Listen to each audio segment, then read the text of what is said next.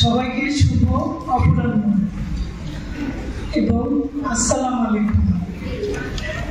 আমাকে যে কথা বলতে বলা হয়েছে আমি আমার একটা পরিচয় দেই, সেটা হলো আমার নাম আক্তারুন্নাহার আলো।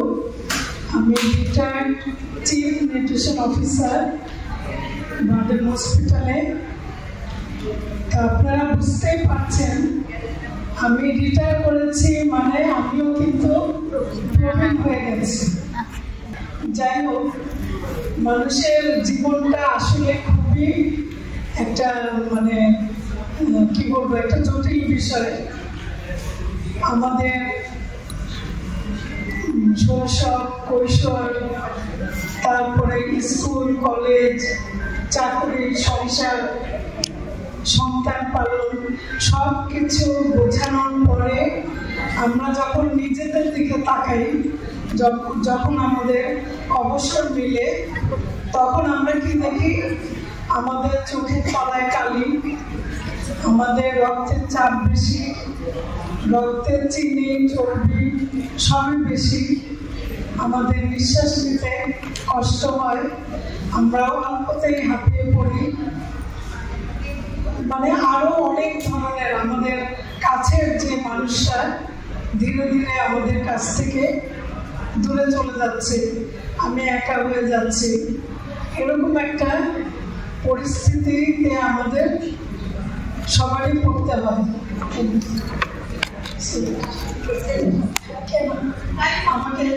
আমাকে কি বুড়ো বুড়ো মনে হচ্ছে? আমাকে বসে কথা বলতে বলেছে হাসান ভাই।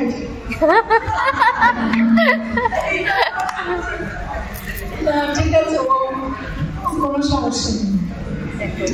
আচ্ছা, তাহলে একটু নেক্সট যাই।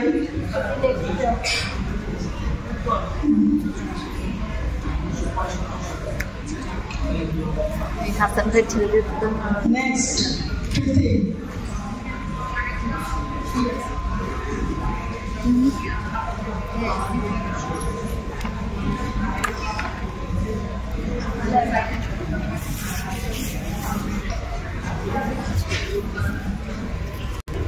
আমাদের আসলে ৬০-৬৫ এরপরে আমাদেরকে বৃদ্ধ বলে আখ্যায়িত করা হয়। যখন আমি পত্রিকায় দেখি ৬০ বছরের বৃদ্ধা, ৬৫ বছরের বৃদ্ধ, তখন নিজের কাছে যেন কেমন কেমন লাগে।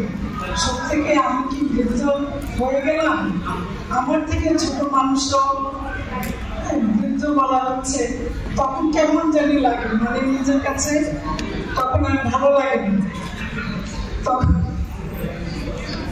তো এই সময়টা আমাদের কি হয়, অলমোস্ট আমাদের বডির মধ্যে অনেক চেঞ্জ আসে, আমাদের কোষগুলো ক্ষয় হতে থাকে, তারপরে আমরা খাবারের প্রতি আমাদের আগ্রহটা চলে যায়, খাবারের টেস্টটা আগের মতো পাওয়া যায় না। এবং আমরা সবাই জানি খাবারটা কিন্তু একটা আনন্দের ব্যাপার। এই যে কিছুক্ষণ আগে আমরা খেয়েছি, আমরা শেষের দিকে আমাদের কি হলো, আমাদের খিদা লাগলো, আমরা একটু বিমর্ষ হয়ে গেলাম। যখনই বলা হলো আপনাদের লাঞ্চ রেডি, তখন আমাদের মনের ভিতরে একটা খুশি খুশি ভাব চলে আসে, তাহলে আমি এখন খেতে পারবো।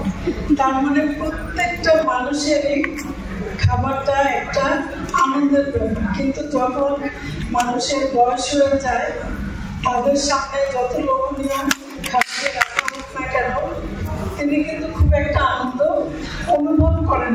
তিনি মনে করেন যে আমাকে খাওয়ার জন্যে খেতে হবে, বাঁচার জন্যে খেতে হবে। তারপরে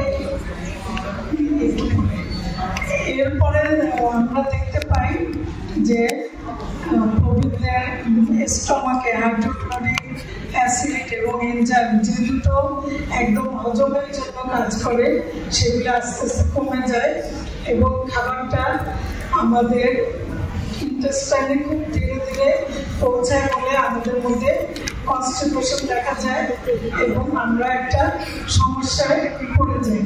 নেক্সট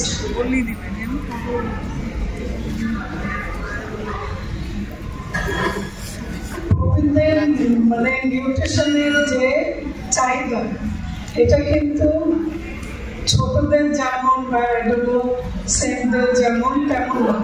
তাদের চাহিদার দুটি বিষয় খুব প্রধান। একটা হলো ওই যে বললাম যে কোষের ক্ষয় হচ্ছে, সেটা মেরামতের জন্য কিন্তু খাবার দরকার, নিউট্রিশনটা দরকার। তারপরে তারা যে কাজকর্মগুলি, স্বাভাবিক কাজকর্ম যেগুলি করছেন, প্রত্যেকেরই কিছু না কিছু কাজ থাকে, সেই কাজের জন্য পুষ্টি অর্থাৎ খাবার দরকার। নেক্সট, অপর্যাপ্ত নিউট্রিশনের জন্য মানে নিউট্রিশন কি কি কারণে হতে পারে? আইসোলেশন, সাইকোলজিক্যাল স্ট্রেস, এটা কিন্তু খুব একটা ভয়াবহ ব্যাপার। কারণ যারা বৃদ্ধ, যারা প্রবীণ, তাদের কথা কেউ শুনতে চায় না। তারা পরিবারের মধ্যে সবার মাঝে থেকেও তাদের একাকী বাস করতে হয়। কারণ দেখা যায় যে ছেলে মেয়ে যারা পরিবারের অন্য সদস্য, তারা যার যার সংসার পেশা নিয়ে ব্যস্ত হয়ে পড়েন। বাবা মার সাথে কথা বলার সময় তাদের কিন্তু হাতে থাকে না, এবং সময় থাকলেও তারা খুব একটা পছন্দ করে না যে তার সঙ্গে আবার কি কথা, তার সাথে তো আমার কোনো কথা নেই, তাকে ঠিক মতো রাখতে পারলেই হলো। এই যে একটা ব্যাপার ঘটে যায়, একাকিত্ব, এটা কিন্তু মানসিক একটা চাপ সৃষ্টি করে। এটা এই মানসিক চাপের জন্য অনেক সময় তিনি কিন্তু খেতে চান না। আর এই জন্য যেহেতু তাকে একাকী খাবার খেতে হয়, অনেক সময় তিনি অভিমান করেও কিন্তু খেতে চান না। সেজন্য তার ভিতরে অপুষ্টি দেখা যায়। তারপরে আসে ফিজিক্যাল ডিসএবিলিটি, চোখের সমস্যা হয়ে থাকে। এই সময়টা বেশিরভাগ ক্ষেত্রে চোখের সমস্যা দেখা যায়। আমি আমাদের বাংলাদেশের দুজন বিখ্যাত লোককে চিনি।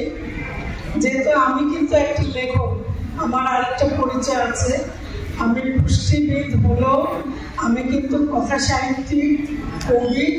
প্রতি বইমেলাতে আমার কিন্তু বই বের হয়, এবারও বের হবে। আমি পুষ্টি বইও যেমন লিখি, তেমনি ভ্রমণ কাহিনী, গল্প, কবিতা, এরকম প্রচুর আমার সাহিত্য সংগঠন অনেক কিছু আছে। মানে সাহিত্যের সংগঠনগুলিতে আমি অনেক সক্রিয়।